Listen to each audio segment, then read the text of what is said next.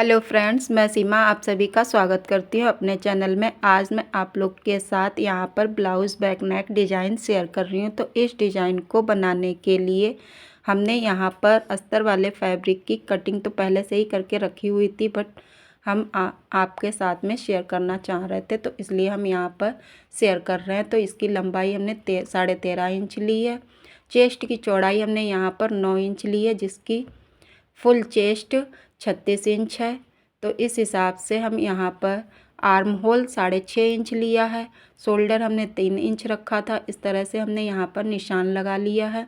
इसके बाद यहाँ पर आर्म होल्स की गोलाई दे रहे हैं, तो 1.5 इंच का मार्जिन रखते हुए अंदर के लिए हमने गोलाई दे दी है। अब हम यहाँ पर कमर की चौड़ाई रखेंगे तो 8 इंच रखा है, 1 इंच हमने मार्जिन के लिए लिया है। अब हम यहाँ पर नेक की कटिंग करेंगे, तो नेक के लिए हमने 8.5 पर निशान लगाया है। चौड़ाई हमने 3 इंच ली है। इस तरह से हमने यहाँ पर एक बॉक्स तैयार कर लिया है। बॉक्स तैयार करने के बाद अब हम यहाँ पर मटका शेप में गला तैयार करेंगे। तो इस तरह से हमने कर लिया है। अब करने के बाद अब हम यहाँ पर अस्तर वाले फैब्रिक पर कटिंग कर लेंगे। तो अब हम यहाँ पर कटिंग कर रहे हैं। इस तरह से अस्तर वाले फैब्रिक पर कटिंग करने के बाद अब हम यहाँ पर मेन फैब्रिक पर अस्तर वाले फैब्रिक को रख लेंगे, जो हमने यहाँ पर दिखाया नहीं है क्योंकि सभी लोग रख ही लेते हैं। तो इसके बाद अब हम यहाँ पर सिलाई लगाएंगे।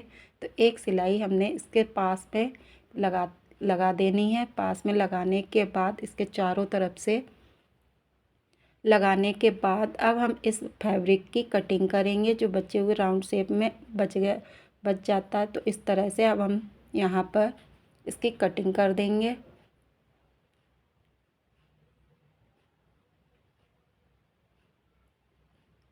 कटिंग करने के बाद अब हम यहाँ पर हल्के से छोटे छोटे कट्स लगा देंगे ताकि पलटने में फिनिशिंग आ जाए, फैब्रिक आसानी से भी पलट जाए। अब हम यहाँ पर इसको फैब्रिक को पलट देंगे, पलट कर सीधा कर लेंगे। सीधा करने के बाद अब इसके ऊपर एक फिनिशिंग वाली सिलाई लगा देंगे।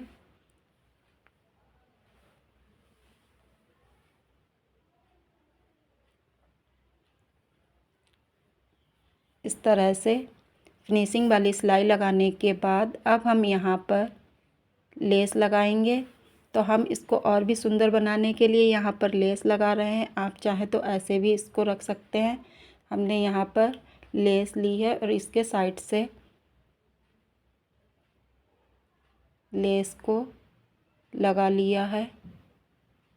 इस तरह से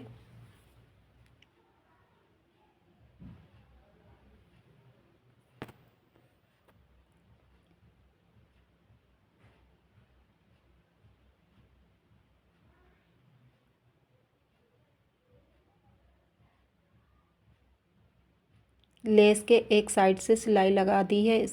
इसी तरह से यहाँ पर दूसरी साइड पर भी सिलाई लगा देंगे ताकि पक्का कर देंगे इसको। इस तरह से हमने यहाँ पर दूसरी साइड पर भी लेस की सिलाई लगा दी है। अब हम यहाँ पर लटकन बनाकर तैयार कर लेंगे। तो हमने फ्रेंड्स जो यहाँ पर पहले ब्लाउज़ बैक पार्ट तैयार कर रहे थे, तो यहाँ पर अब हम इसके डॉट्स के निशान लगा देंगे। डॉट्स के निशान पर एक सिलाई लगाने के बाद अब हम इसको नीचे से फोल्ड कर देंगे। तो इस तरह से हमने यहाँ पर फोल्ड कर दिया है।